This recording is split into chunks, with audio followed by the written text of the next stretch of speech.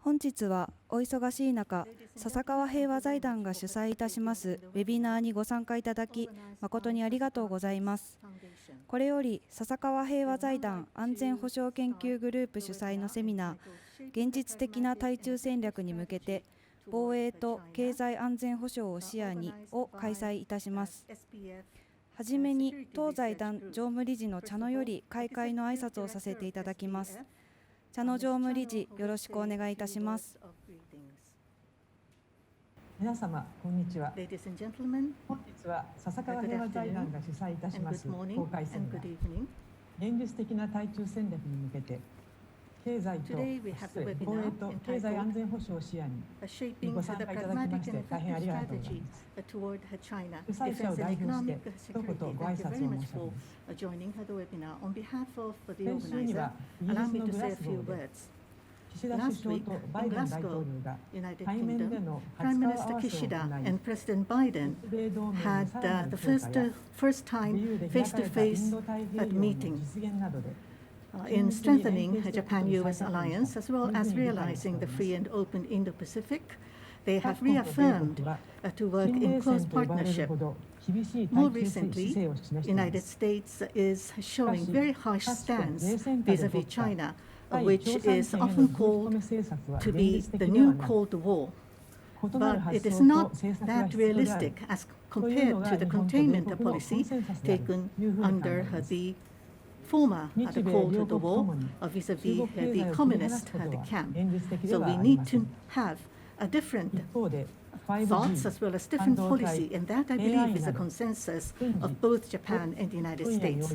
Both of our countries believe that it is not realistic to decouple China economically, but on the other hand, for 5G technology, semiconductor and AI, to allow China to have overwhelming supremacy in terms of military and information technology would have negative impact on the survival of the stable order of the world, as well as the region, as well as security of our two countries. We need to respond in a cautious manner. The government of Japan has first put forward the vision of free and open Indo-Pacific, and the United States government shared this concept. And we have been countering the expansion of the China's military, political, and economic influence. And we have been able to build the very close cooperative regime with allies and partners with the United States at the center. For the SPF Security Research Group from Fiscal Year 2020, we believe that we need to maintain economic prosperity as well as stability of the Indo-Pacific region to try to induce China to the rules compliance under the international order. We would like to put forward a recommendation to build realistic and effective strategy by Japan and the United States, which is entitled Shaping the Pragmatic and Effective Strategy Toward China at the project. For this fiscal year, we have project members who are the experts on security and economic matters from Japan and the United States gathering together, have worked on the virtually having repeated the study group meetings to look at the internal affairs and economic outlook on China, and looking at the sensitive the technology export control as well as the security environment in East Asia. They have had a debate with how can we be able to cooperate under Japan-U.S. alliance. The project members have shared the awareness and have compiled the working paper in looking at the analysis of the current state. Taking this opportunity, we would like to share the awareness in responding to the issues and have constructive discussion to try to seek clues to build effective strategy for Japan and the U.S. The working papers already have been uploaded to the satellite site called INA, in short, or International Information Network Analysis in Japanese as well as English languages, to share widely, globally, not just for two countries. These working papers have been produced on accumulation of the debate between our two countries, including the conference today. And we would like to have the common final recommendation towards the late 2022. We would like to hear the feedback from many of you so that we will be able to think through on the China strategy. We have authors of those working papers with us, the experts on security and economics. And for Japanese participants who are joining us from early in the morning, and for U.S. participants who are joining at the late evening, and thank you very much for your participation. I'm looking forward for your presentations, and I hope that we will be able to have active discussion with all the participants joining virtually. Thank you.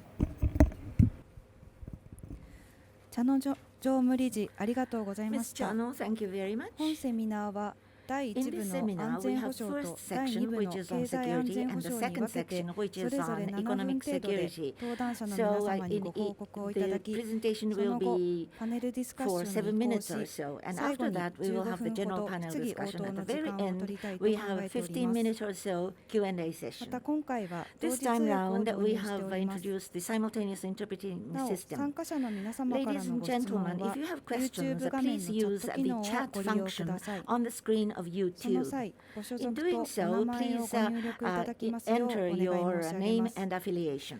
That is 本 what 日 we の議論のモデレー request ター you. は The 当財 moderator 団 is 上 going 席 to 研 be 究員 Mr. の渡 Watanabe, 辺 who が is the 務め senior ます。 researcher of そ our れでは渡 foundation. 辺さんよろ Now しく the お願 floor いいた is します。 yours, Mr. Watanabe. ご紹介いただきまし Thank you た very 渡 much for 辺 your 恒 kind です。 introduction. I am 笹川平和財 Tsuneo 団の上席 Watanabe. 研究員を I am the 務めており senior ます。あ researcher とこ of の Sasakawa Peace 対 Foundation. 中戦略のプロジェクトの And プロジェクトリーダ also ー、 I'm the 実際には project 私が leader of the 相当 China これを project. 企画をして考 I えてま have すの planned で、 and I've been thinking about this 本 project. 日のモデレーターを So させて I いただ am くという given こ the とになり role ま of a す。 moderator で、モデレータ today. ーとしてやる As べ a きことと、 moderator, 実は there are 私 things の that I ペ should ーパー do とし as てももうすでに moderators, 日 and 本 I've 語の方 written はpaper 先 in ほどの Japanese. 茶野常務理事か So ら as ご連 Ms. 絡があった Chano イーナに掲載され said, ておりま it すが、 is already 戦略 uploaded 的 on に INA 何を site すべ in きかと、 Japanese. 日米の戦略 Strategically, を what 何を should す we べき do, かとい Japan う and こ the とを United 実 States? は私 That は is 考え what てお I り have ま been して、 thinking その all た the めに time. 今日の To 専門 that 家の end, そ we れぞ have れの皆様 experts に問題意識 discussion. を We 共有していた have だい asked て、 the 最終 experts 的には to こ present れ their views. を And もと in the に、 final analysis 来年 based になりま upon す this が、 discussion, 政 maybe 策提 next 言 year, を作 we ろう would like と to come 思っ up て with お the ります。 policy で、 recommendation. 早速なんですが、 Without 私の further 問題 ado, 意識 I would like to make を my 最初に presentation 述べさせ what て I いただい view て、これ as が issues 全 and 体の problems プロジェ that クトであるい will は日 be 米の共 relevant 通 to の the 戦 entire 略を導 project く and that will lead into 指 the 針と common なるかなと strategy 思ってお for りま US す。 and Japan. I で、 hope this can be the guideline for the common ま strategy. ず日米の First 最 of も all, 難 what しい is 問 the 題ってい most うのは difficult challenge 日本 faced by 日米 Japan and the 中 United 国 States? Already in the economic field where Japan, US, and China are already connected very closely. The point is whether we can really prevail and win against the challenge of China over a long time, not producing any major losses. The winning is not beating China, but incorporating and engaging China in a stable region. That is what we mean by prevailing. Japan and US are both democracies. At the election, the leaders have to go through a very rigorous choices called election. So if the China decoupling is going to be bad for their own economy, the leaders will not be able to survive through the process of election. That is the dire reality. So in the geo-economic competition with China, if we lack the coordination between Japan and the United States, in the final analysis, it will give a trump card to China to press and wedge between the alliance between Japan and the United States. That is the risk. That risk has to be contained. So we have to consider common strategy. In considering a common strategy, what is the common objective to begin with for both countries? In the final analysis, what we want is that we will restrain the military adventurism of China, and we will maintain the rules-based order in the Indo-Pacific region, thereby continuing the economic prosperity that we enjoy currently in both countries. So there are a geopolitical objective to begin with.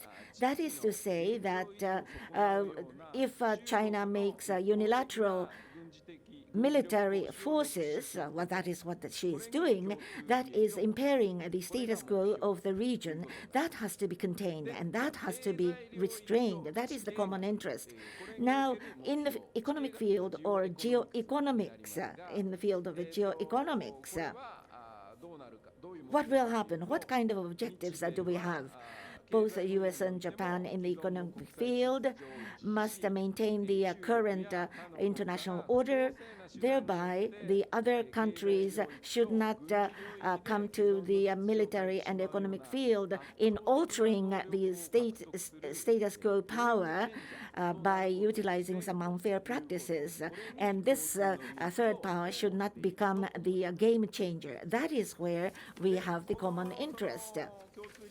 So this, based upon the common interest, we have common strategy. In order to achieve that, what kind of resources do we have, Japan and the United States? Geopolitical resource would be that U.S., Japan have military economic capabilities. And another thing is other major players in Indo-Pacific region. We must have cooperation with them. There is a system called Quad, U.S., Japan, and Australia, and India, for example. They will take part in the framework.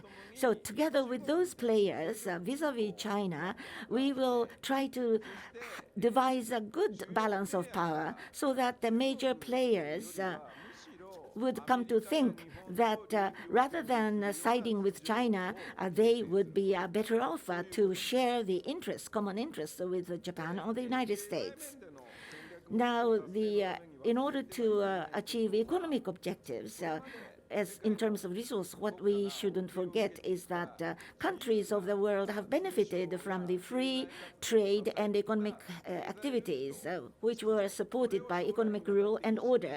Such rules and orders must be maintained into the future. That is the interest. And that, supporting that, U.S. and Japan have supported that. And that could be the resource for both of us. But up until now, U.S. enjoyed overwhelming military capability in maintaining the regional order. That was the past model, and this past model is not agreeing with the current state of affairs. Then U.S., Japan, and Quad. So such a framework can become the core so that we will utilize the soft power to attract countries who will agree with us, and military and economic hard power, as well as the software power, would be exercised to maintain and establish the good balance of power. So U.S. and Japan have capabilities and resources as such. We must make use of that. So to achieve strategic objectives, what kind of approaches do we need?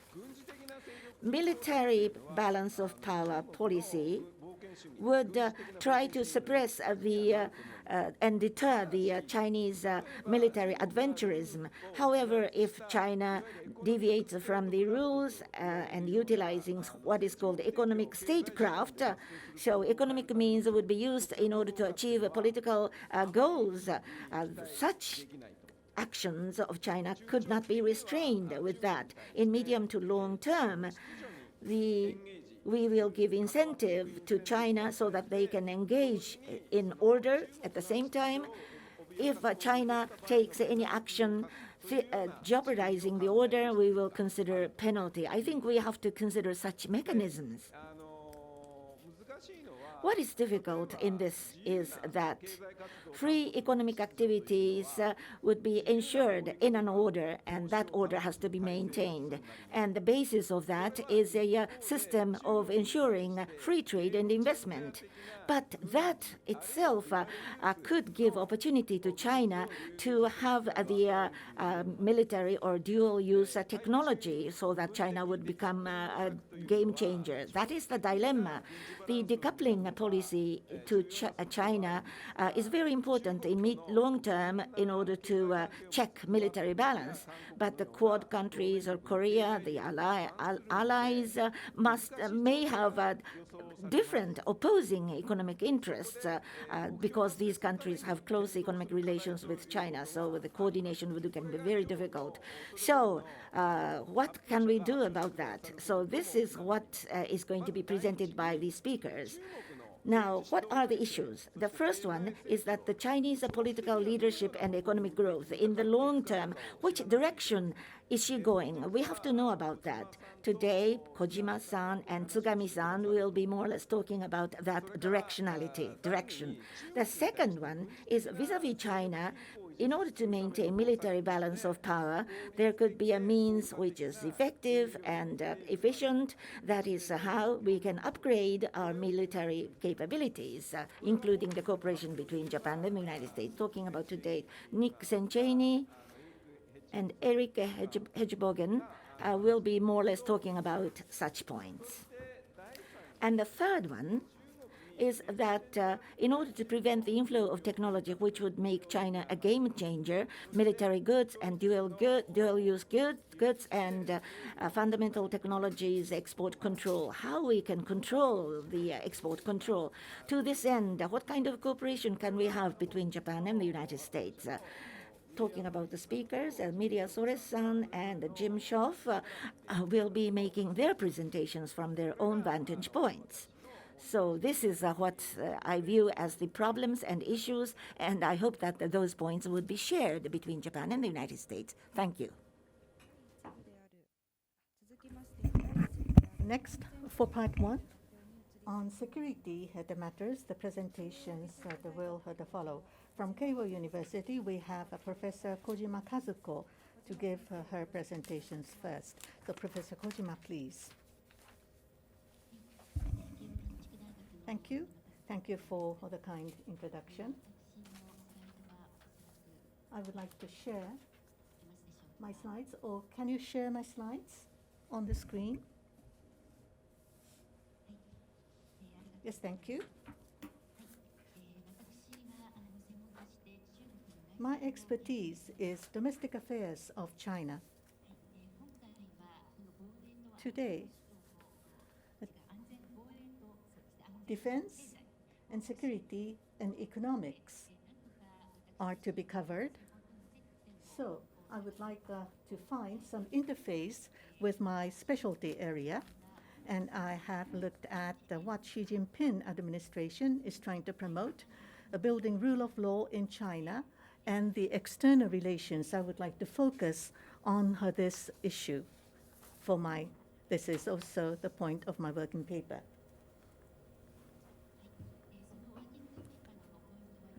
So there are 4 salient points of my working paper. Xi Jinping administration is promoting the building the rule of law, and one important goal of that is to expand the voice of China in building international norms. China, in trying to respond to the disadvantages brought on by extraterritorial application of the other countries, the law, including the United States, tried to align with the international norms of their own legislations. And China is trying to look for methodologies to realize her own interests as well as values by the international community.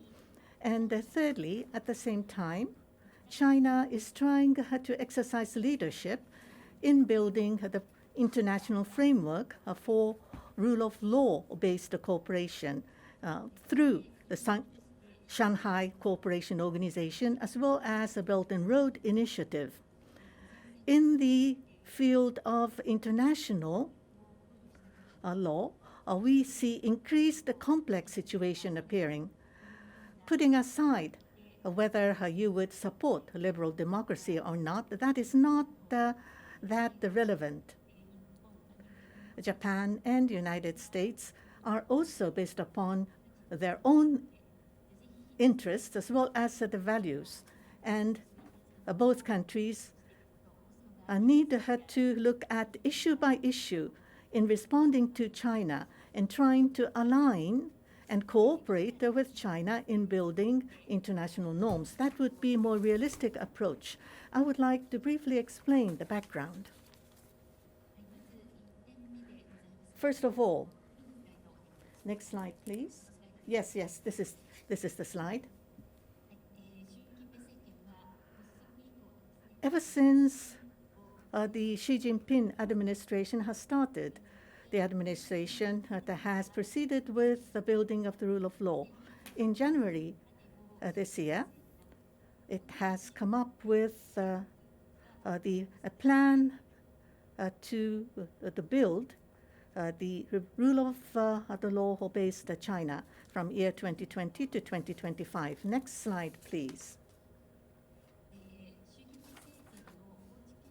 The building of rule of law by the Xi Jinping administration, I believe that there are fourfold objectives, as I see it. First of all, in China, the Communist Party need to exercise leadership and try to build legislative the basis for that, and try to realize governance with the discipline by Communist Party and the state. And secondly, is to formulate a disciplined and stable society. And thirdly, to try to enhance the quality of economic the development, and to try to join the TPP, so building a disciplined market. And more recently, there was one other goal that had been added, especially by the foreign countries, and especially United States, that have been conducting extraterritorial application of their legislation. So China is trying to counter these moves and to ensure for themselves the space of their own discourse in building international norms.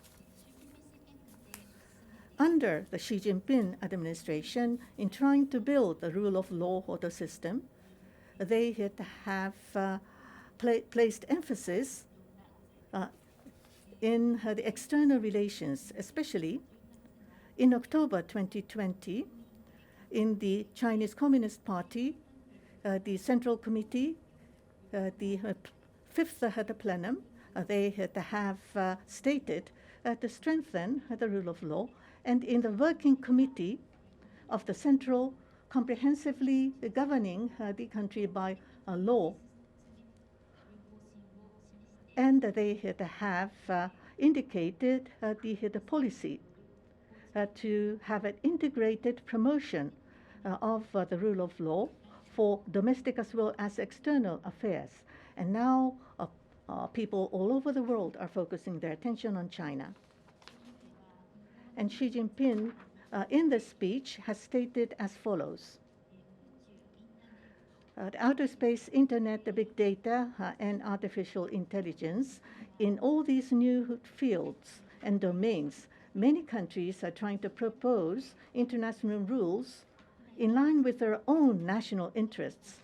And China would like to integrate the international rule of law and the Chinese domestic the rule of law, and try to effectively execute the rule of law, try to legislate and also amend the legislations internally. And at the same time, China would try to dispatch the people to international organizations who will be involved in the legislative affairs in the different bodies to be involved in rules making as well as policy making. So next slide, please. And in March this year, and in China, at the National People's Congress Standing Committee, Li Jianshu, chairman, has stated for the year 2021, the legislation which is involving external affairs, need to be placed emphasis, and sanction, interference, and long-arm jurisdiction need to be responded. Try to prevent the risks involved to China. So next slide. Looking at the past developments so far, as U.S.-China competition becomes conspicuous, including extraterritorial application of legislation and to the various sanctions, China has been responding. For example, by establishing and amending the export control law as well as foreign trade the law. And I believe that China is actively trying to respond and counter these moves. As for the extraterritorial application of domestic laws, China has always placed emphasis in cooperation with the third countries. For example, for extraterritorial application for the scope, there are no international agreements or consensus being formulated. For the abuse by the United States on extraterritorial application, various countries have come up with countermeasures. And China has been looking at the other countries' countermeasures and making reference of that and working in collaboration with the different countries, try to raise and enhance its position and voice in the international arena. For example, in France, there was enactment of Sapin II law, and also France has responded to the Cloud Act as introduced by the United States, and China is greatly interested over these moves by France. Next slide, please. For the extraterritorial application, China is trying to counter, and not only that, in external judicial affairs, China has been building a framework for international cooperation. For example, for the Shanghai the Cooperation Organization and Belt and Road Initiative, they have established China-led the legal service associations. Next slide, please. And lastly, for all these moves made by China, what should we do in response? Xi Jinping administration, in the short term, looking at how to counter and respond to extraterritorial application of U.S. and other countries' domestic legislations, and also proceeding with technological development. And it is trying to enhance its discourse, its voice in the international arena. And there are complex situations in the United States in how to respond to China. But China is looking on how these things are going on in other countries and trying to develop their own framework, which would be more advantageous to me, and to align with international norms in trying to build and lead in building the framework for international legal cooperation, especially through the SCO as well as the BRI.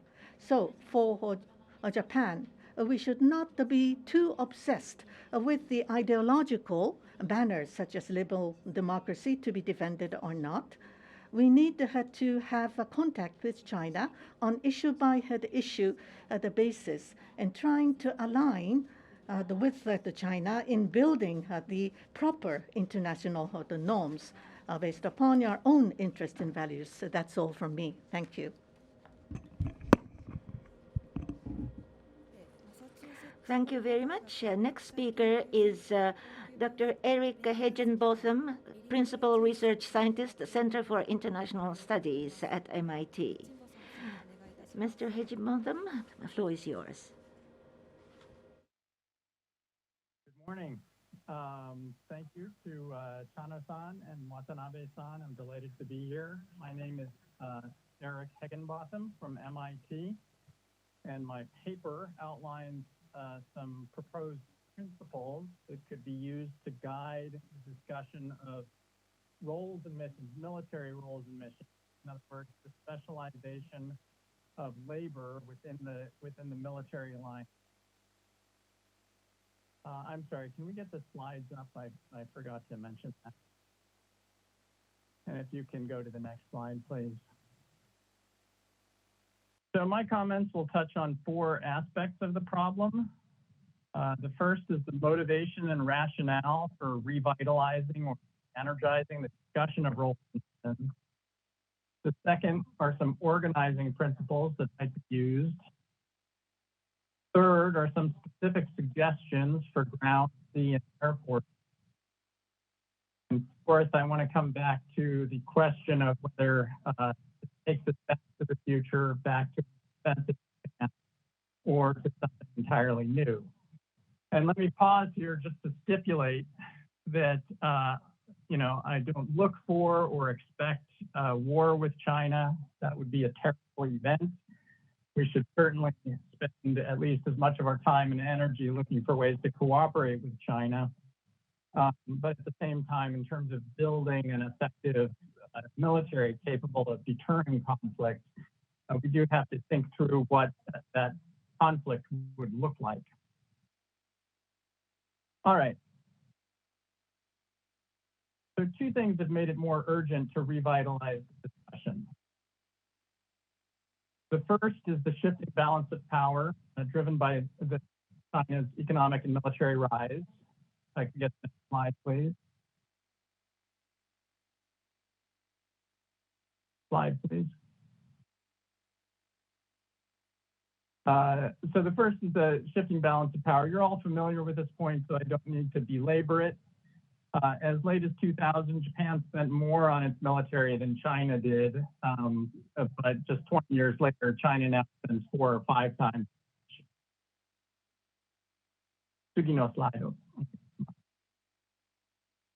So we're not in a Cold War with China. The balance of regional military power is, generally speaking, more similar to that of the Cold War than it was during the immediate aftermath of the Cold War, the period after the Cold War. During the Cold War, U.S. naval power was greater than that of the Soviet Union, but only a portion of U.S. forces were deployed in the Western Pacific. Japan's proximity, its nearness to Soviet military made it vulnerable to a hand grab by the Soviet Union. And Japanese forces were designed to defend long enough for U.S. forces, U.S. military to mobilize to the rescue. So as much as the institution, strategic circumstances that dictated the defensive role for Japan. By the early Cold War period, Japan was an economic powerhouse. There were no neighboring states that threatened Japan's home island. Japan could therefore pursue military tasks abroad, overseas, in the Middle East or wherever, without creating risk for the alliance, and Japan became a security exporter. Now, with the rise of China, of course, we've come full circle. The nature of the threat or the challenge was different, but the asymmetry of power in the immediate region is enormous, at least as large as it was during the Cold War. The United States still has far more resources or far more military resources than China. But again, it only maintains very roughly 15% of its combat power in the Western Pacific. So the alliance is once again heavily reliant on Japan for being able to hold until the cavalry arrives. Hopefully, okay. The second element driving this discussion, or which should drive this discussion, involves military technology. And there are a lot of things we could talk about, but here I'm going to focus on the proliferation or the spread of increasingly sophisticated missiles. So conventionally armed missiles today, longer ranges, that's 1,000 kilometers. They're highly accurate. They've become relatively cheap and numerous. So the United States, for example, plans to buy some 10,000 JASSM, one type of missile, but 10,000. And these missiles are networked with one another and with other systems and with each other. Overall, they pose enormous challenges, really, for both sides. The threat to traditional bases is particularly significant or large. A single salvo of 53 missiles armed with submunitions, cluster munitions, could blanket all of the hangars where aircraft are parked and open air parking areas and runways at today's airport. Naval bases are equally vulnerable, particularly in port, but also at sea if they're found. Okay, so these two things, the changed balance of power on the one hand and evolving technology on the other, provide us with two principles we can use in considering how to redefine roles and missions and alliance and spend resources more effectively. One of those is temporal or has to do with time, and the other one is spatial and has to do with space and geography. So the temporal or time consideration is that there would be different stages of operations in any military contingency that involves China. If I can get the next slide, please. And the next slide. And the next slide. And the next slide. Okay, so the first phase of conflict would essentially be a holding action that would be designed to blunt an attack, a Chinese attack, and prevent an attacking force from achieving a fait accompli, from achieving its objectives quickly without the U.S. and Japanese side, without the alliance suffering unsustainable losses. Defending forces should, in this case, be able to disrupt and attrit adversary forces, wear them down, particularly force multipliers, like assets, submarines, aerial tankers, and that. Slide, please.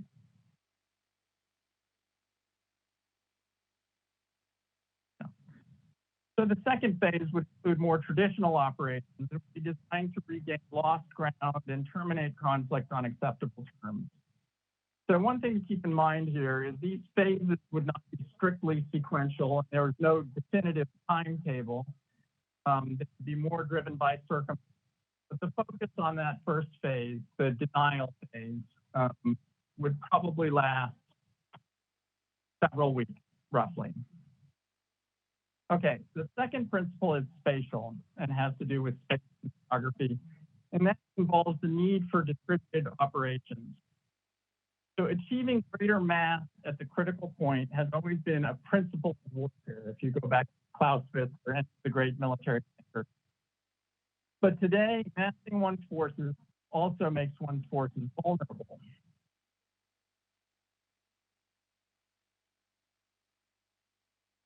So distributed operations involve dispersing assets, spreading them out widely, while exploiting the range and the ability to network one's forces to mass fire. So creating virtual mass while you're not physically putting all the stuff in one place.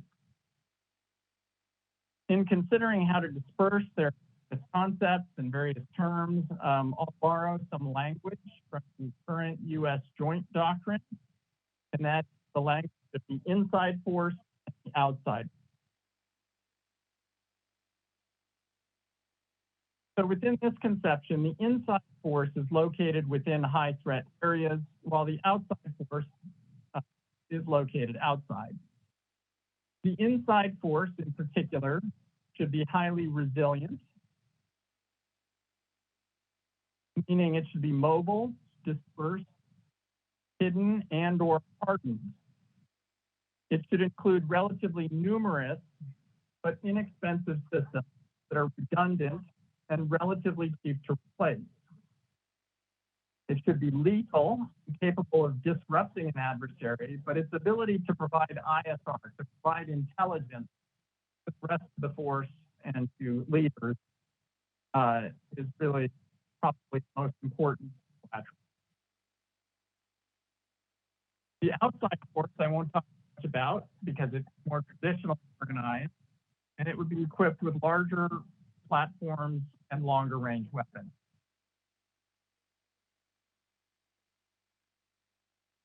Okay, what does all this mean for roles and missions within that alliance? The bulk of Japanese forces, as well as U.S. forward deployed forces, those in the Western Pacific, in Guam and in Japan and in Korea, would be or should be structured as the inside force. Those forces are on station already.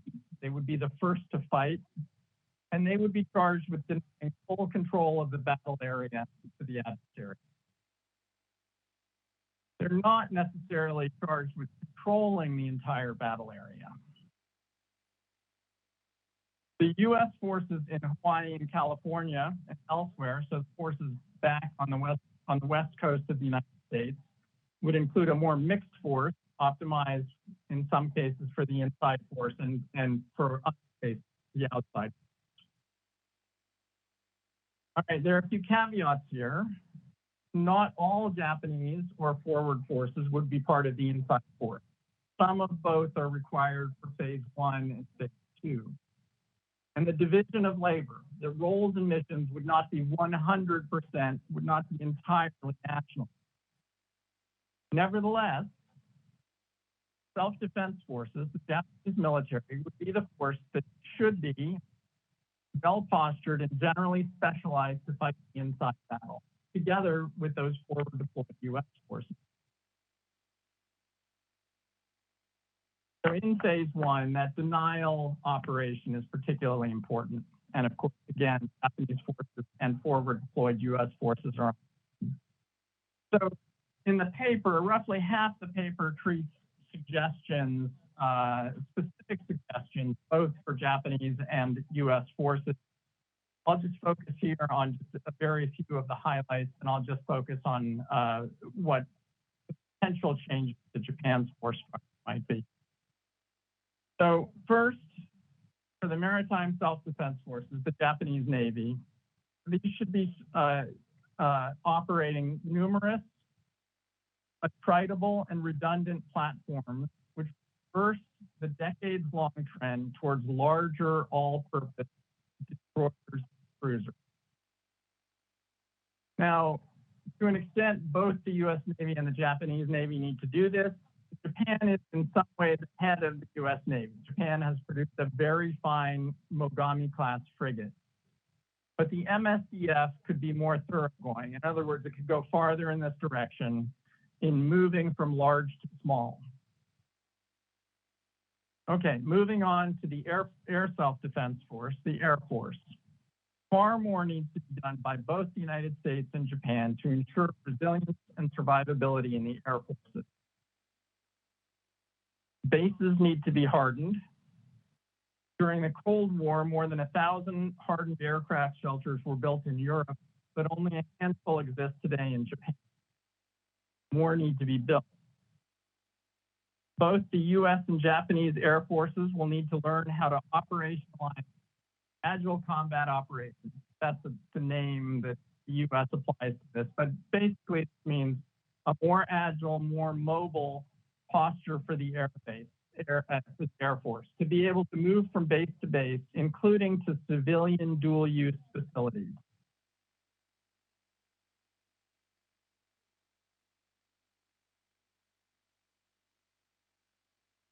So that will require the more frequent exercises, more money and equipment for logistics, command and control, and the frequent use of civilian airports. More broadly, I would say of the Navy and the Air Force, they need more funding. Obviously, if the Japanese defense budget goes up, that's great. But some of that can come from reductions to the ground self-defense forces, which have larger budgets than those that sit for. The contingencies we're talking about are overwhelmingly air and maritime battles. And in these scenarios, the GSDF, the Ground Self-Defense Force, is a supporting, not the supported arm. As far as the specific capabilities for the Ground Self-Defense Force, it could afford to cut some of the larger infantry and armored formations and build additional anti-ship and anti-air capability in the form of ground-launched anti-ship vessels. Both the U.S. and Japanese militaries need more mobile air defenses, the Patriot and the Chu-SAM, which really can't be lifted by air very easily. And I'll stop there with recommendations for the services, but I want to return just very briefly at the end to this question. So asking for a more expensive self-defense force, is this a return to the past or something different? And here, I have to admit my answer is somewhat mixed. On the one hand, the strategic posture is clearly defensive. On the other hand, this is nothing like Japan's defensive military of the early Cold War period. At the operational level, it's really difficult to differentiate offensive and defensive action, particularly in the air and maritime context. More importantly, probably, the operational requirements call for building a very mobile, very dynamic force. This force would have the vanguard position out in front. So I would say more than being a defensive force, we should think of it as the elite force in a military context, occupying the place of honor and the point of pride. This is, I would emphasize, this is the place the U.S. Marine Corps today wants to be. It's reorganizing 100% regiments to be out in front, fighting the inside battle. And if the Marine Corps likes it, it's tough to call it defensive. So with that, I'll stop, and thank you very much. セイチェーニさん、ありがとうございます。大変失礼いたしました。チンボサムさん、ありがとうございました。続きまして、米戦略国際問題研究所日本部副部長上級研究員のニコラス・セイチェーニさんにご発表いただきます。セイチェーニさん、お願いいたします。Mr. Secheni, please. Thank you very much, and thanks to the Sasakawa Peace Foundation for including me in this important conversation. I'd like to talk about three issues quickly in the next few minutes. One is to build on what Watanabe-san discussed at the outset of our discussion, and that is the challenges associated with the respective China strategies of the United States and Japan.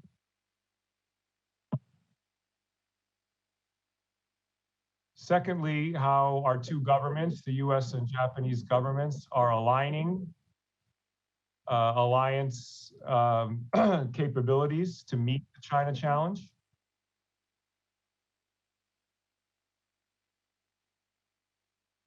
And finally, some of the challenges that alliance is going to face going forward. So starting with China strategy, as Watanabe-san pointed out so eloquently, an effective and pragmatic strategy towards China cannot be about containment, because Japan and the US and so many other countries have such a degree of economic interdependence with China, economic activity, but also because the regional strategies of the US and Japan, which are aligned under the so-called free and open Indo-Pacific construct, are really about shaping China's choices in favor of the existing rules-based international order.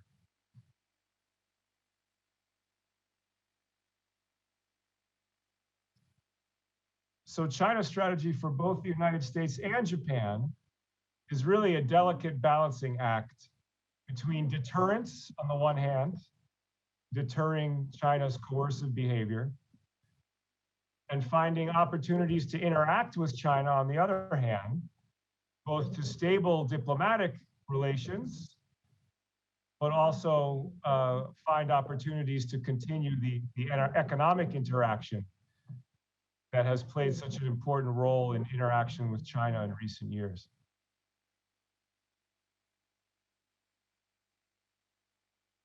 So very briefly, let me summarize for you from my vantage point how China's strategy is shaping up for the Biden administration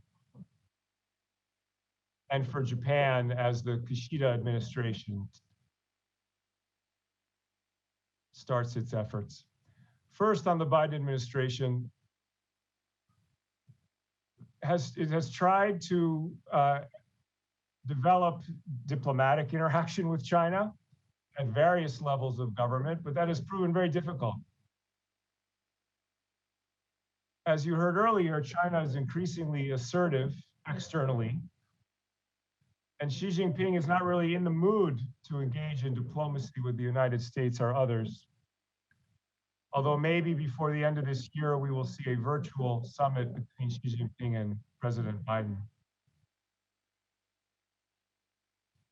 So while diplomatic engagement with China is proving very difficult, at the same time, there's a bipartisan consensus in Washington on the need to take a tougher approach against China across a range of issue areas, from security to economic affairs.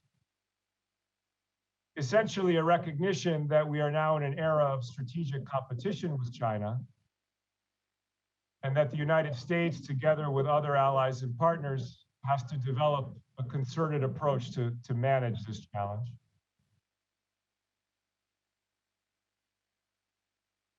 And also an increased concern in Washington about China's rapidly advancing military capabilities, evidenced most recently by a report issued by the Department of Defense expressing concern about both China's conventional and nuclear capabilities. So the trend line in the United States is really shifting heavily in favor of deterrence.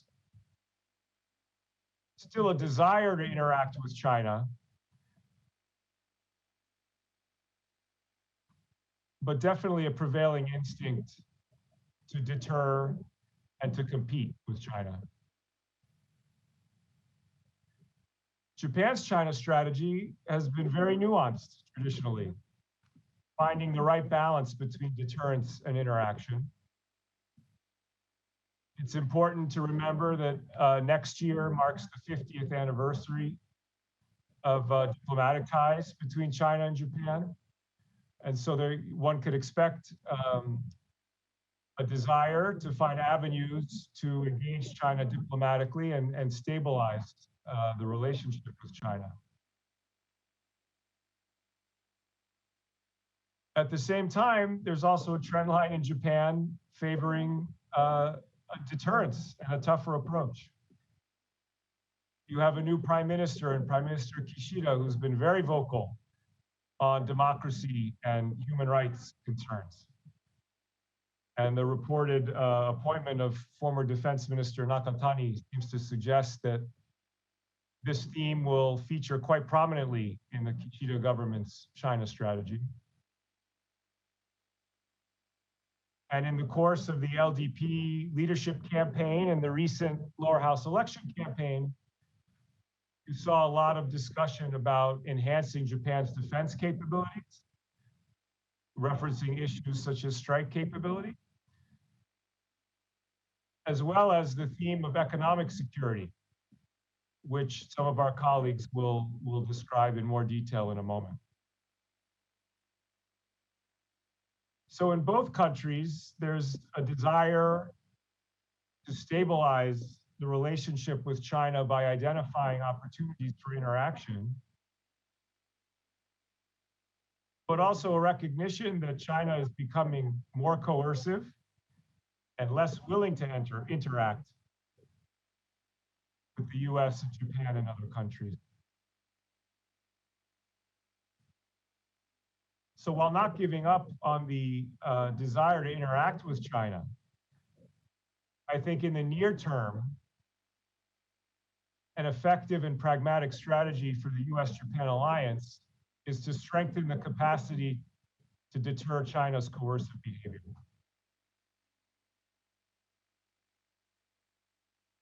And there's been a lot of momentum under the US-Japan alliance to strengthen that capacity to deter Chinese aggression.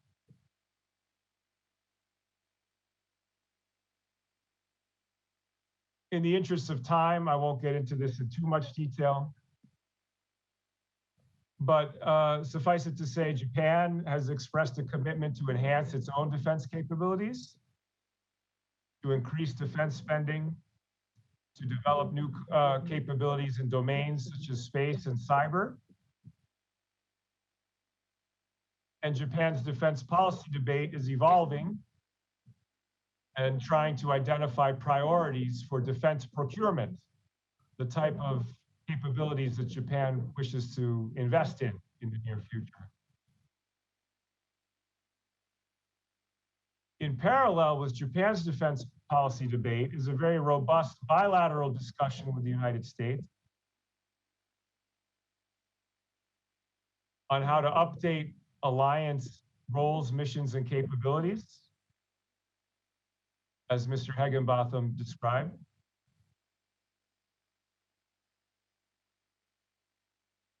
And also updating our respective defense strategies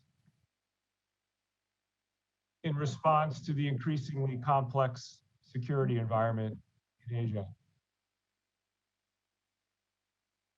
And I think the most important capability that the alliance can develop in this context is interoperability.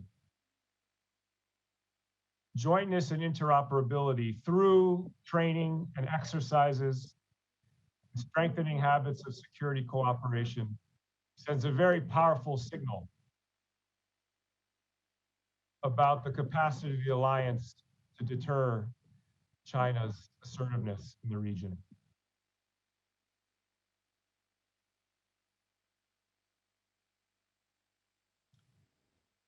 Finally, let me conclude with just a few challenges the alliance is going to face going forward. One is time and the reality that China's capabilities are advancing rapidly and that the US and Japan cannot manage this challenge on their own. And this speaks to the importance of what Watanabe-san mentioned at the outset of networking alliance cooperation, finding opportunities to enhance security cooperation with other like-minded partners in the region to, again, send that signal about deterrence. Another challenge, which you've already heard about, is resources. And in this context, I would just say that for Japan, the key is not only to increase defense spending, but to identify the priorities for defense spending. For example, to what extent in the future Japan is going to try to develop its new capabilities indigenously and balance that instinct with purchasing existing technology from the US or others, over the long run, jointly developing new defense capabilities with the United States.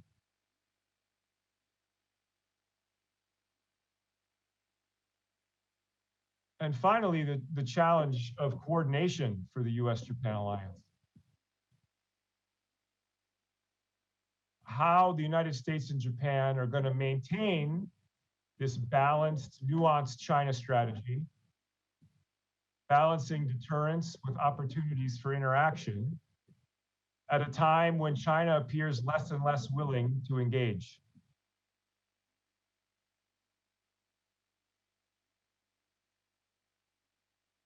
And to align our respective defense strategies will require a great degree of coordination between the US and Japan at various levels. And I think that in part explains why Prime Minister Kishida is so eager to meet President Biden at the earliest possible date, to exchange views on the China challenge, and also to sustain the momentum that's been developed in US-Japan alliance cooperation over the past year.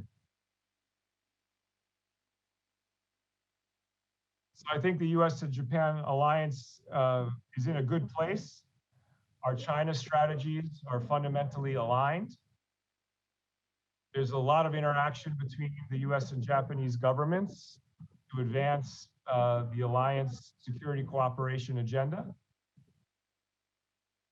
And there's a great deal of interaction at the leadership level to ensure that we are coordinating our respective approaches to the China challenge.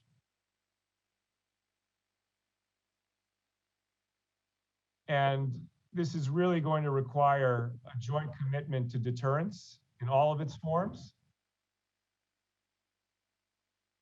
And I'm confident that this pattern is going to continue in the months ahead. Thank you very much. セイチェンニさん、ありがとうございました。こ Dr. こまで Secheni, 防 thank you 衛 very 安全保 much. 障分野にお Until け this る報 point, 告をして we いただきまし discussed た。 the これまで security の発表に関して related 渡辺上 topics. 席研究員に一言だけ簡単に Mr. コメントをお願 Watanabe, いします。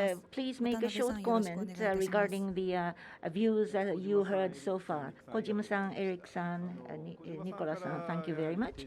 Kojima-san raised this one important point.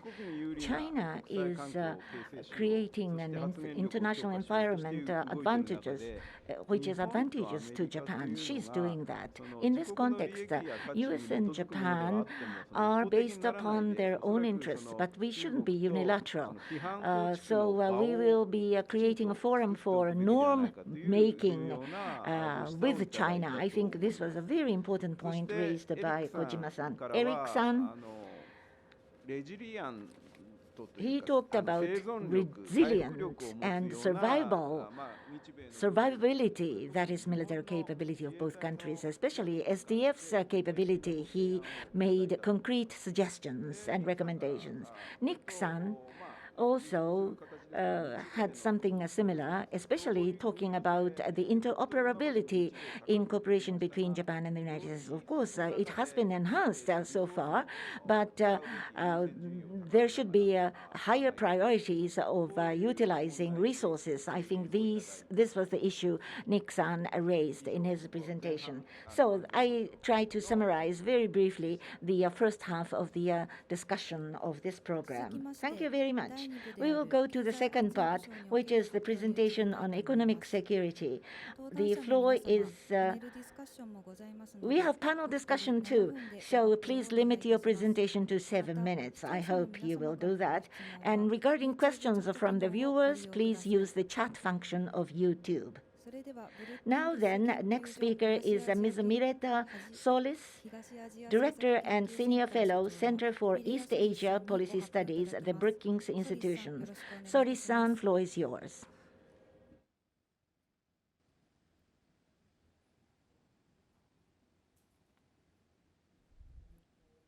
Mute. Miria, unmute. I was muted. I'm so sorry about that. I just wanted to give my thanks for including me in this important conversation. And let me then jump right into the topic because the time is very limited. So now that we're talking about economic security, the purpose of my paper is to discuss how Japan and the United States can develop cooperation on digital policy. In other words, to build a digital pillar to the US-Japan alliance. And the reason why I chose this topic is that I think that the rapid growth of the digital economy presents both opportunities and challenges for the United States and Japan. On the one hand, I see really a close convergence of interests between the allies. In other words, I think that there is a lot of agreement on what are the most important goals. I would say there are 3 basic goals. One is to craft, to develop international rules that sustain free and safe data flows, to have an open digital system. The second important goal is to protect the infrastructure for advanced mobile communications, 5G and beyond. And the last goal is to build resilience in supply chains and to solve some major shortages that we're experiencing today in the semiconductor industry. because advanced manufacturing is an integral part of the digital economy.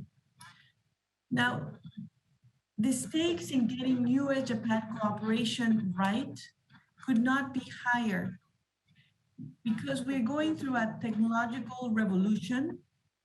We are living in an era of intensified state rivalry, and we're also feeling acutely the impact of the pandemic. So our societies, our economies are undergoing a digital transition. However, the future of an open digital ecosystem is not assured. So this is a project that looks at how the United States and Japan should devise a smart and effective strategy vis-a-vis China. And I would think that the digital component is very important given China's ambitions to become a leader in high tech, given its restrictive policies on digital trade and digital flows, and given China's growing influence in many countries and regions through its digital Silk Road. Now, the paper can get very technical and it's very long, but I would like to just touch on some of the main conclusions and focus on two main areas. So I'm going to very briefly touch upon semiconductors and digital trade rules, and then I'll conclude.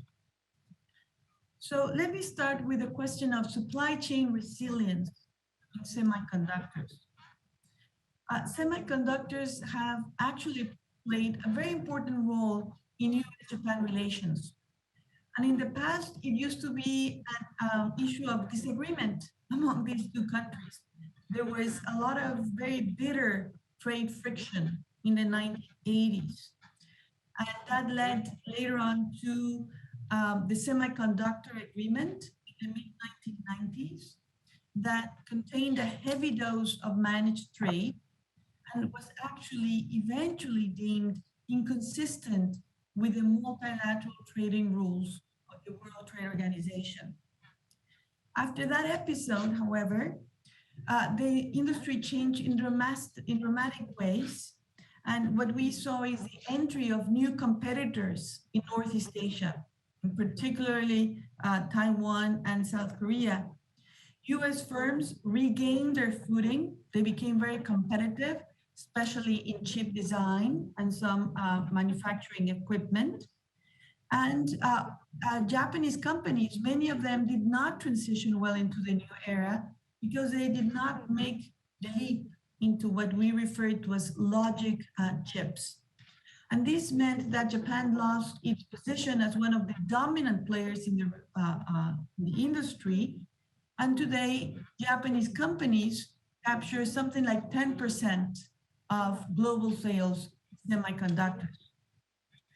Now, having said that, it's important to note that Japanese firms have retained a strong competitiveness in some very key elements of the semiconductor supply chain. And this is something we refer to as choke point technologies. This means that the dominance of some companies in, for example, advanced chemicals, materials, lithography equipment is such that they very much have control over the flow of those components and can disrupt production in other parts of the supply chain in other countries. Now, today, semiconductor is at the heart of US-China strategic competition. China has heavily subsidized the industry and has actually made a lot of progress in developing its own capabilities.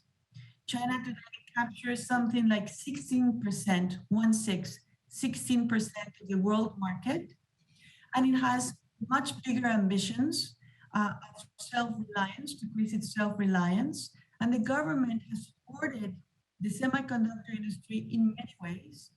And according to some estimates, the Chinese government has dedicated something like $145 billion in a decade between 2015 and 2025 to support semiconductors.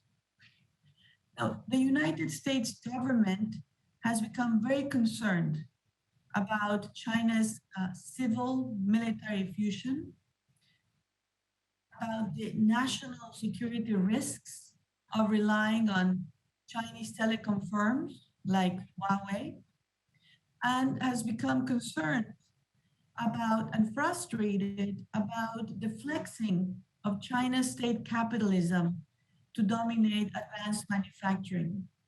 And therefore, both Republican and Democratic administrations have now moved to restrict access to American technology by Chinese firms. This has been done through tightening the screening of foreign direct investment, by imposing tariffs on the import of Chinese tech products, and also by placing Chinese firms in the entity list, restricting access to advanced chips produced by American, but also foreign firms. And China has also rated its own countermeasures, for example, by tightening export controls. And therefore, the risk, I believe, grows that at least in high tech, with these tariffs and these restrictions, we may be moving towards a more bifurcated or fragmented ecosystem. Add to that another very important trend in semiconductors, and that is that industrial policy is making a comeback. And both the United States and Japan are trying to boost their domestic manufacturing capabilities on advanced chips. And they are now preparing hefty subsidies to attract investment by some of the cutting edge foundries and fabs, mostly from Taiwan. Now, it's important to note that the competitive pressures are intensifying, not only because of China's state capitalism, but also because governments in Europe, Asia, and North America are scaling up subsidies to boost domestic manufacturing capabilities. And therefore, I think that a very critical issue for effective US-Japan cooperation going forward is to avoid a subsidy race and to make sure that we do develop complementary trusted supply networks, and we do not embark on subsidies that could contravene the rules of the World Trade Organization. Very briefly, let me touch on an important area, which is digital trade rules. And what we find here is that the digital economy has grown very rapidly, but the international rules have not kept up with these developments. And once more, I think the risk of fragmentation exists because digital protectionism is on the rise. And studies that look at how restrictive national policies in the digital economy are have found, for example, that China is at the top of the list in imposing restrictions on data flows. Now, the United States and Japan share a very strong interest in keeping an open digital economy. And they have collaborated effectively in the past to craft rules towards that end. I think the highest point of that cooperation was the original TPP negotiations, where really far-reaching and comprehensive rules were incorporated on the freedom of data flows, on banning data localization requirements, on banning the release of source code as a condition of market entry. Nevertheless, and unfortunately, the United States stepped out of the TPP, and Japan and the other 10 countries ensured the survival of this important agreement with its digital trade rules. And the United States and Japan later on negotiated a bilateral digital agreement. But what has happened is that China has not wasted any time. And we have seen actually some very proactive moves of late. China has made a request to join the CPTPP, the Comprehensive and Progressive PPP, and also the Digital Economy Partnership Agreement. And I would say that at first glance, it would seem very puzzling that China is seeking to join trade agreements that endorse the principle of freedom of data flows. Simultaneously, China is also cracking down, it's intensifying its control over the transfer overseas of data.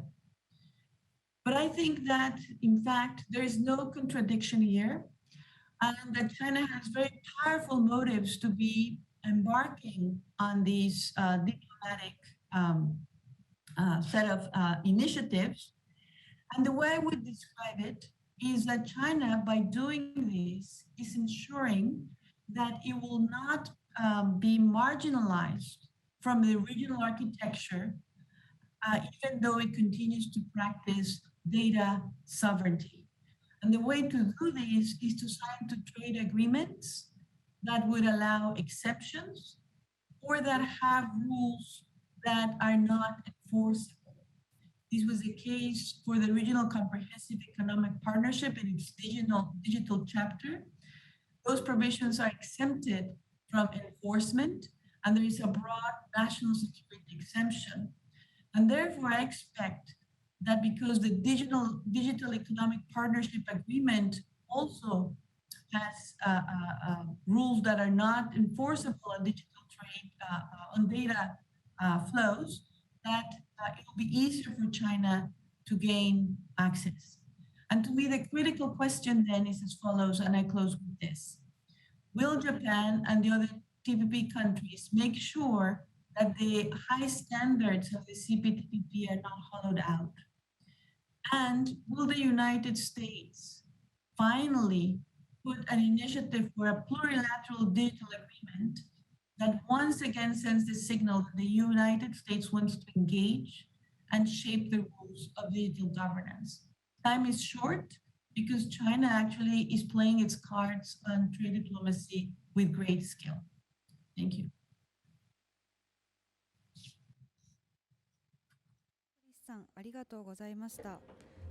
Thank you very much, Dr. Solis. And now, I would like to ask Mr. James Schoff from Sasakawa Peace Foundation, USA, Senior Director. Mr. Schoff and Professor Sato of Takshoku University jointly have authored the working paper. On behalf of the team, Mr. Schoff will give the presentation, and I would like to ask Professor Sato to speak during the panel discussion. So, James-san, please. Thank you very much, and hello, everyone. Thank you for the opportunity to be here. My name is Jim Schoff from Sasakawa Peace Foundation, USA in Washington, D.C. For my remarks, I'd like to step back a bit to examine how U.S. policy and strategy vis-a-vis China has evolved in recent history and how it is viewed today. I don't think it is as straightforward as it sometimes seems. And after that, because I think that truly coordinating economic security policies within the alliance is a critical part of our strategy. Even though it's relatively a new and significant challenge, I'd like to talk about ways our two governments might approach this policy coordination process. And I'm thankful to my colleague, Professor Sato, for his cooperation on this paper. First, on recent history, the United States engaged in a number of pivotal China policy and geopolitical strategy debates during the 20th century. These included the effort to support Chiang Kai-shek and the Chinese nationalist movement in the 1940s, President Nixon's decision to switch U.S. recognition of China from the Republic of China to the People's Republic of China in the 1970s, and the pursuit of what some called deep integration with China via normalized trade relations and China's entry into the World Trade Organization, the WTO, at the end of the 1990s. Now, interestingly, the same Clinton administration that effectively pushed deep integration with China across the finish line was also the first to propose an Economic Security Council in the United States, in the White House, eventually becoming the National Economic Council, to help bolster US competitiveness. So getting closer economically with China and strengthening economic security, in that era at least, were not considered running at cross purposes with each other. Today, however, it is a different story, and economic security has a new meaning tied more directly to national and military security.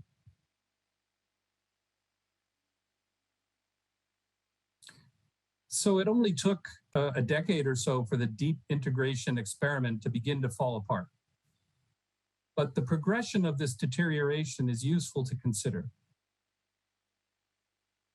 The first problem was political.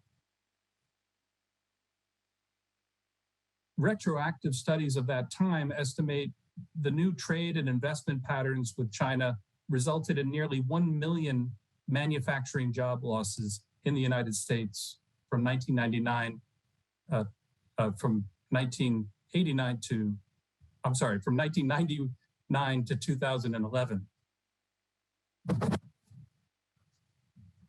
Advances in automation and the Great Recession added to the China factor, to the point where in just one state like Ohio, 400,000 manufacturing jobs were lost. Now, as a nation, economically, that was not a net negative because of the other benefits. But for those states and those communities, it was a big problem. And the finger pointed at China. Now, greater scrutiny of Chinese trade practices in the next decade coincided with greater disenchantment with China among the US private sector,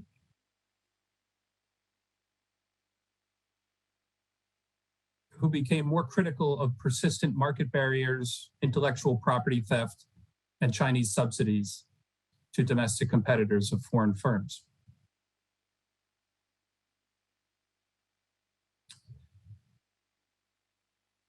So the biggest cheerleader for deep integration stopped being so vocal right around 2015, when Beijing launched Made in China 2025 and its civil military fusion initiatives. As a result, an economic and then a military security layer was placed on top of this political layer of competition and concern about China.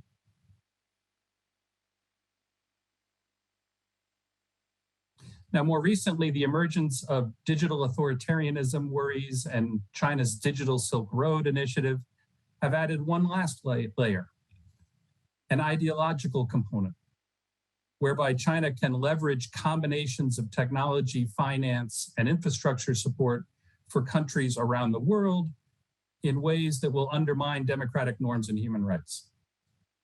So, to some extent, US policymakers focus on different aspects of economic security when it comes to China, and that makes a difference.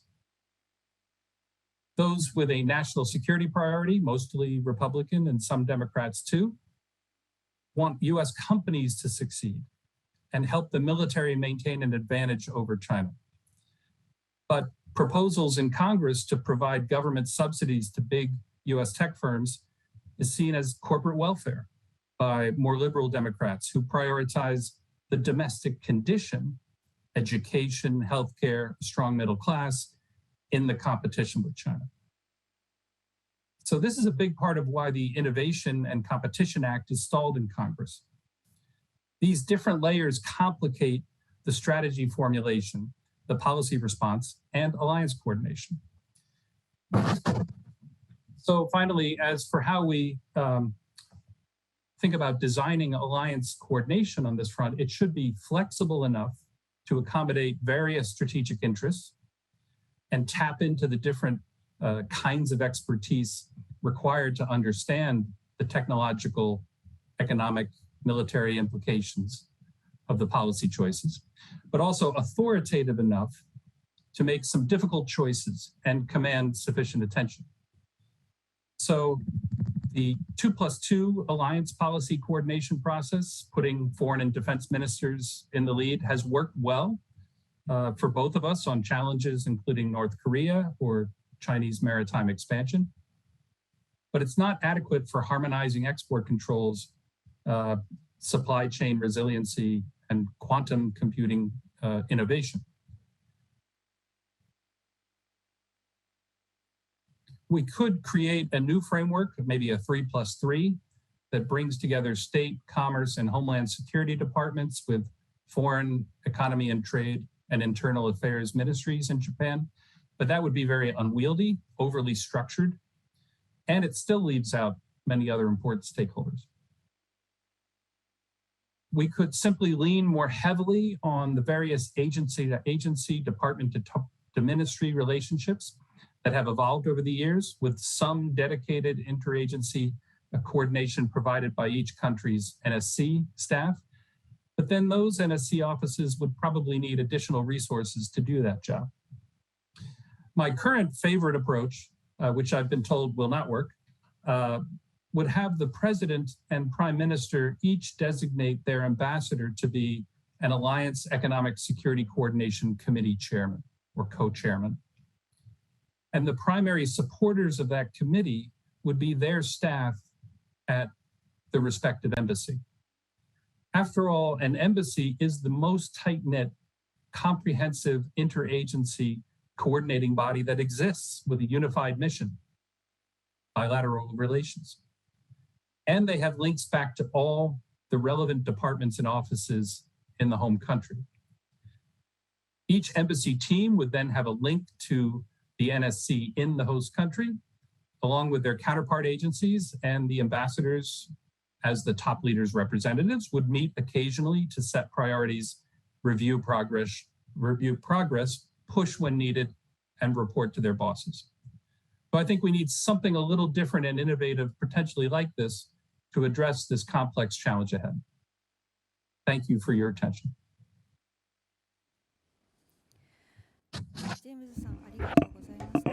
Thank you very much, James-san. We will go to the last speaker, that is Mr. Toshio Tsugami, President of Tsugami Workshop. Mr. Tsugami, the floor is yours. Ladies and gentlemen, good day. I am Tsugami, a member of this project. Could I share my screen? First, in this project, my assertion that I have made so far, I would like to give you the summary of that. And my conclusion is that China is falling into the middle income trap. This was the assertion that I made in the project activities up to now. Next page, please. The China can continue growing in the civilian sector, where productivity is high, the more greater value added could be made, and the key question is whether the private sector can do that. However, looking into the reality, the civilian sector is now occupying a majority of the economic activities, and yet in the distribution of wealth, they are treated like a minority. Flip side of that is that the low productivity, the SOE sector are enjoying unjustifiable distributed wealth, and they are receiving the transfer of wealth in an unjustifiable way. This is connected with the real estate bubble and the financial bubble, as the situation is worsened. Real estate bubble, I'm sure you know about it. There is an implied government support. I'd like to talk about it. Self-reliant so-called zombie companies, they should not have non-performing loans, and the government is assisting them to refinance their loans, so that government is giving implicit support. But such a debt, such a liability should be disposed of as a non-performing loans. But the interest is paid to such a asset means that it is like the unwarranted income is given to the investors. This is the unjustifiable transfer of wealth to the wealthy people. This impact is not possible to ignore it. This was the past assertion of mine. Next page. So today's new topics, 3 viewpoints I would like to discuss in today's presentation. Next page, please. The first discussion point is Xi Jinping's common prosperity. Here, I have the abridged version of Xi's comments, as you can read. He says that we allow some people to get rich first, and let those who get rich first help others get rich later. He is concerned about the damage on legitimacy of CCP because of this distorted financial situation. Next page, please. Indeed, the disparity is widening. Here, I noted buzzwords on the internet in China, 2 words, both words. You work so hard, but you are not able to have a rich life. That is the basis of those 2 buzzwords. Majority of Chinese young people, the life is not getting better year after year. It is not getting better. On the right-hand side, sorry for a very small print, there is a graph. This shows you the degree of wealth inequality among families in China. The disparity is better than U.S. disparity, of course. However, in a socialistic country, socialism is upheld, and such an asset disparity exists. China should be ashamed of having this much of disparity. Now then, Chairman Xi, what is his prescription for the common prosperity? Next page, please. President Xi is saying that the wealthy people should make more donations to the charity foundations and so forth. So there's other miscellaneous distribution in foreign countries, but this tertiary distribution is too little to eliminate the disparity. More important thing is fixed asset tax and using the tax system to strengthen the secondary distribution. However, regarding the asset tax, it's a modest attempt, but because of the strong opposition from CCP, they had to scale down this tax. It is reported by Wall Street Journal. So the road to common prosperity is a long and winding road. Next page, please. The second topic is the crackdown on platform companies like Alibaba and Tencent. Why do they do that, such crackdown? There are several factors that I noted here. The greatest reason is the 4th point. CCP recognizes that the platformers are becoming the 4th state of 21st century, which they think must be subjected to the CCP's strict control.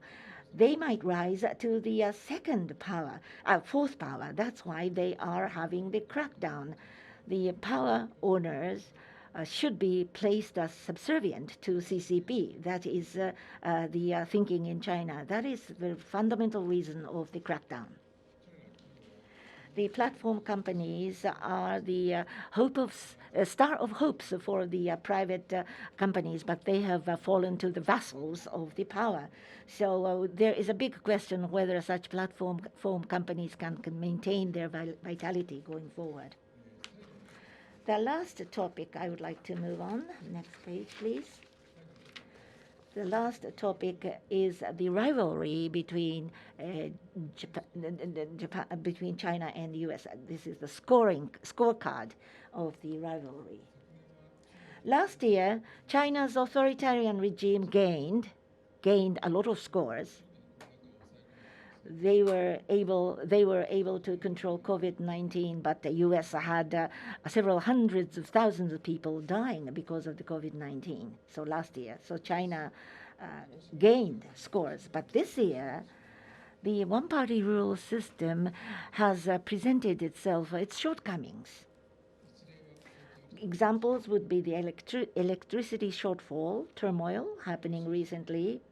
The beginning was that by 2060, China will achieve carbon neutral. That was the President Xi's statement. After these comments, between the provisional governments, coal production was decreased and energy utilization was reduced. It's a rivalry, and that disrupted the coal production. And then the power plants suffered from the shortfall in the supply of coals. Electricity shortfall has adversely impacted the well-being of the industrial activities and people's life. So now government turned to the increased production of coals and so forth. Hasty instruction to resume. Then what about the decarbonization or carbon neutral policy? Where did it go? Next page, please. This is happening recently. The Evergrande Group event. The President Xi regime has hoped for the smooth, soft landing of the decreasing economic growth rate. Right-hand side graph shows you the they try to deleverage the economy. Every time the economy goes bad, there is a pressure rising for the lending increase, and that was the repetition. The cycles were repeated. Last year, after the pandemic, in order to subsidize the economic growth, they stimulated the economy, but a real estate bubble rekindled. So now they are controlling the loans given to the real estate industry. So Evergrande was a necessary consequence of such a policy. So government would like to they want to open the example so that they want to dispose of the real estate bubble in a very careful manner, showing the shortcomings of their past policies. But Xi's policy agendas need a safe environment as a basis. So the real estate crisis, electricity shortfall, pandemic, lockdown, platform crackdown. So there are so many downside events and no upside. So if economy goes worse, and then there will be a demand for the stimulus to the economy, and then they will be living on depending on the borrowed money. So it will be the repetition of what they had in the past. So under the name of President Xi, provisional governments were given the obligations and the norm to be established. The provisional governments had various segments, and they are having a competition amongst and between the government agencies, but there is no coordination with each other. They are trying to produce results, and then the composition of fallacy. The fallacy of composition is happening because of that. Electricity shortfall, real estate bubble, one-party rule of CCP shortcomings have become very apparent in this situation. This completes my presentation. Thank you. Thank you very much. And I would like to ask Mr. Watanabe to be the moderator for the panel. Thank you very much. I'd like to thank all the speakers. In the second part on economic security aspects, this is also very important, and various important and valuable comments have been made. From Milea, we heard that Japan and U.S., how can the two countries be able to work together for semiconductor field? and there have specific ideas that have been presented. And also from Mr. Jim Schoff, more concretely, how can U.S. and Japan be able to work closely together in terms of economic security? For example, the two embassies will be able to given a mission to establish a command post for discussing economic security matters. And lastly but not least, Mr. Tsugami mentioned that looking at China going forward, there will be difficulty in her economy and also difficulty in her society, most possibly as well. And he has given us the overview of the situation ahead. So in the remainder of time, we would like to have panel discussion. We also received questions from the audience, so we would like to respond to both. So, can I ask Dr. Eric Hedgenbotham? There is a question for you, so if you could please respond to this question. Now, about the Maritime Self-Defense Force, you have made a recommendation that they should go for the smaller the equipments. But there are very rough seas surrounding Japan. So for small boats and vessels, it will be very difficult for them to operate. So, how can this problem be overcome? That is the question. As I was listening to the presentation, I don't think it was the overall aspect, but looking at smaller vessels to try to match the Chinese at the Navy in terms of number so that Japan will be able to have the response capability. I believe that was a suggestion. But to be more concrete, the U.S. Navy is also proposing to increase its number of fleets and vessels, but for Japan, there are fiscal constraints when it comes to the Maritime Self-Defense Force. So the question from the audience as well as my own question. So, Eric, will you be able to respond, please? I'll try. You may have to restate last question. Japanese. In any case, I'll respond to what I think I heard. Something to do with how rough the how rough the ocean is around. Really, that operate in those areas. I'm not talking about tiny coastal craft here. We're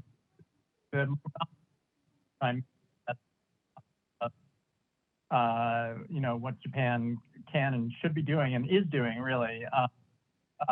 8,000 tons, actually larger than some of the destroyers that it built in the past. There's been sort of for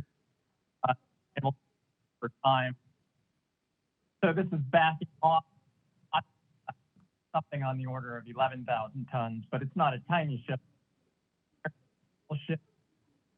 I put it as an outstanding design. The U.S. has a installation class frigate, which I think was really the safe design. The U.S. has had a couple of disasters with warships.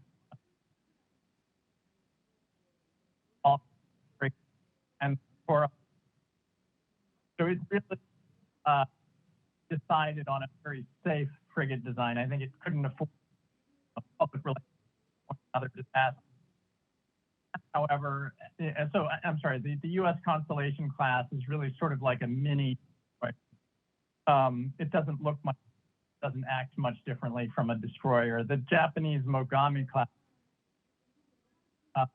very fast, it's very stealthy. It still has plenty.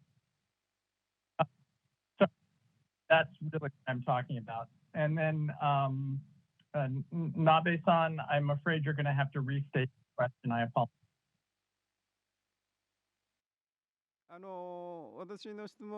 Now, my question is exactly the same. So, what you have already responded to the question from the audience. So, in the same line, what we need to do is not to match in terms of number of the vessels, because the Chinese Navy is increasing its number of fleet. And I believe in order to match that, were you suggesting to make it smaller for Japan? Helps the United States. As in most cases, technology can cut various ways. But with the increase miniaturization, the extension of their range, the increase in their accuracy, if China beyond its own borders, it has to go places with its fleet. And that makes it vulnerable to large salvos of anti-ship missiles, which the United States, you all probably have heard about the difficulty of, and same thing applies to the Chinese fleet that applies to the U.S. And doing a strategy with regard to missiles that may even be superior to China. They're not supersonic, but that allows them to put far more, I think, a very lethal threat to China's Navy. Last point on this. To engage in about conducting an amphibious invasion against Taiwan, there's more problems off the coast of that part for a long period of time, really weeks or months.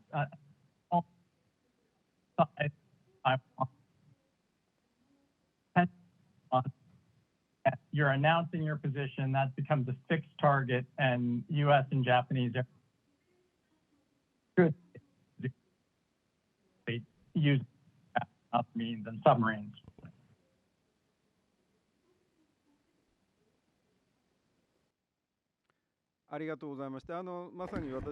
Thank you very much. It was exactly what I wanted to listen to. So, different question. Regarding economic security, Miria-san, there is a question to Miria-san. This is also the issue that I am having. Semiconductor data.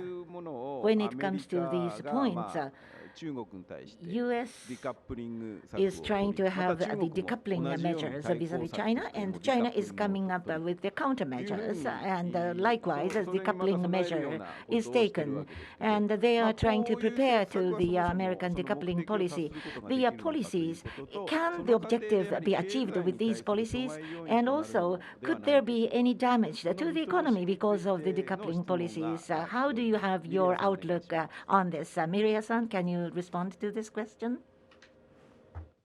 Thank you very much for that very good question. And you know, what is the future of this industry? I think is in everybody's minds, because obviously semiconductor is the basis of so much of our current industry, and the weight of this industry will continue to grow, and whether the actions that the United States is taking and the countermeasures of the Chinese government will lead to fragmentation or not. I think that there are different views here. There's a report that I have yet to read in great detail, but they look at the impact of US tech restrictions on semiconductors, and the authors of this report note that, sure, the Chinese firm Huawei has suffered in terms of access, but it does not mean that all other Chinese tech firms have suffered as well. So I think that there is a very deep layer of integration, and therefore it's going to be very difficult to unwind the situation, perhaps in the tech sectors where the competition is different and where we do see these measures. But if I may go to the broader US-China economic relationship, and here I would be curious to see what Sasakawa thinks. If you listen, just a couple of weeks ago, U.S. Senator Catherine Tai gave a speech on the Biden administration's approach trade policy towards China. And what was remarkable there is that, well, there was not a very a new approach really announced, but the thrust of the effort seemed to be to enforce the implementation of the U.S.-China trade deal, where the most important component is China's purchases of U.S. Commodities. So these might not be at the high-tech level, but nevertheless are important commodities, and this speaks about still a lot of business between the two economies and not working towards separation of these two giants of the world economy.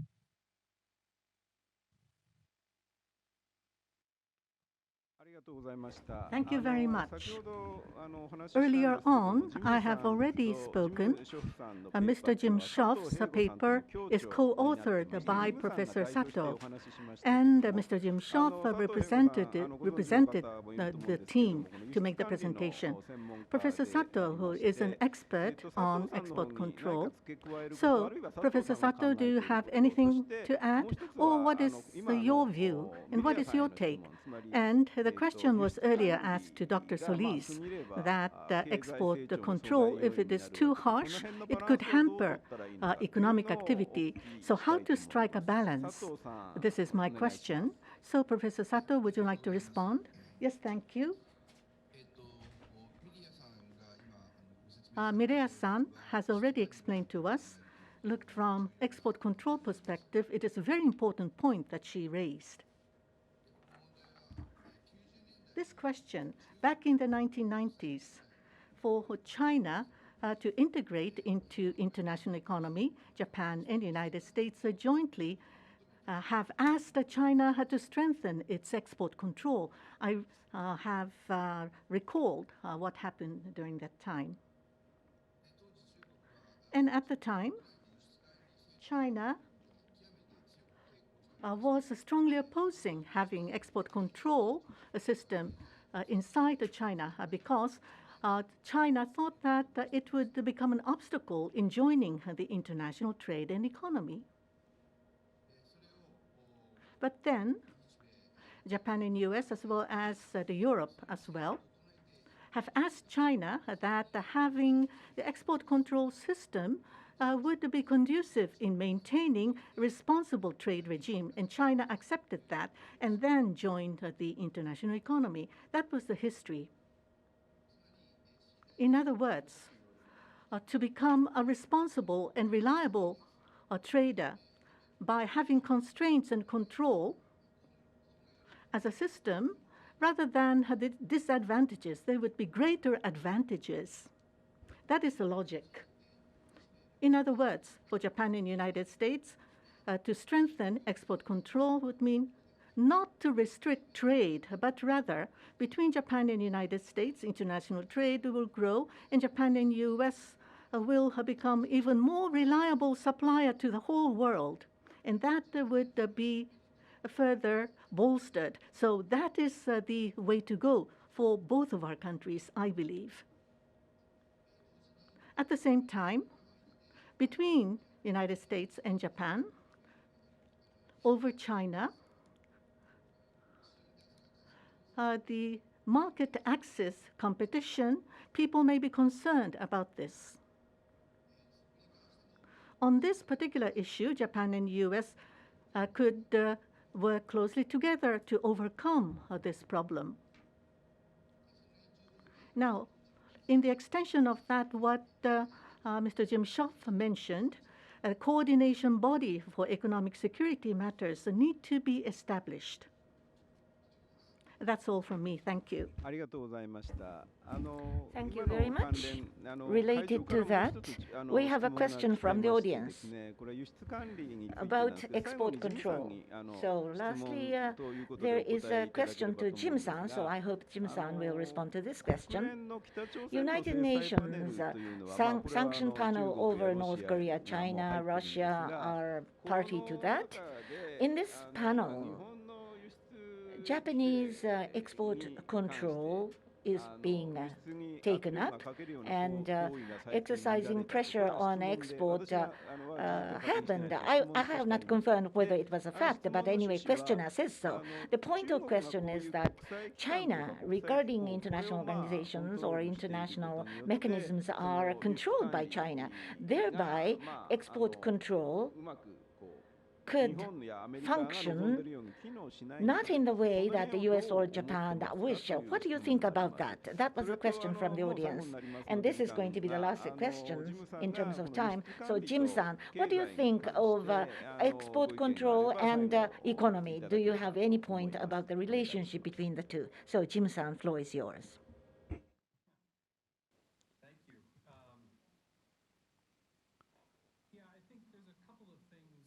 Related to export controls in North Korea. First of all, it's interesting on the Japan side of things, as I understand it, the export control authority that is being used is rather unusual or exceptional in Japan's legal case. It's because a national security almost exemption or a threat to national security is being cited as the justification or the authority for that control. Which, when I've asked friends of mine at METI, could you use that same logic and apply it to some other kind of economic security category, perhaps the same way the Trump administration did for prohibiting certain exports because it might undermine national security. I was told that that was not possible, that it was a very unique situation, that because of the physical security threat that North Korea posed. So there's one question there in terms of whether or not Japan and the upcoming economic security legislation will be willing or able to expand or be more flexible in terms of how it can leverage export control authority for broader dual use types of national security concerns. In terms of the China relationship, I didn't completely understand that part of the question, but I thought you were getting at the issue of almost like substitution in terms of the way China then can almost fill the gaps, or it almost brings North Korea and China closer together the more we try to use export controls and other types of measures against China, against North Korea, sorry. But Watanabe-san, I don't know if there's another part of that you wanted me to address on that front.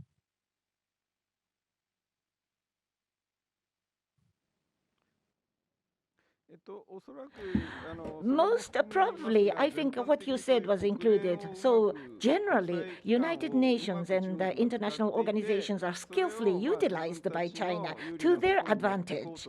That is the concern. I think that was what was meant in the questions. So basically, you have already responded to the question by the questionnaire. The concrete examples, I have not confirmed what this audience says. So eventually, this point will become a problem. And if time comes, we can debate that. But in the interest of time today, I would like to conclude. But lastly, actually, we have produced working papers. This is the work in progress.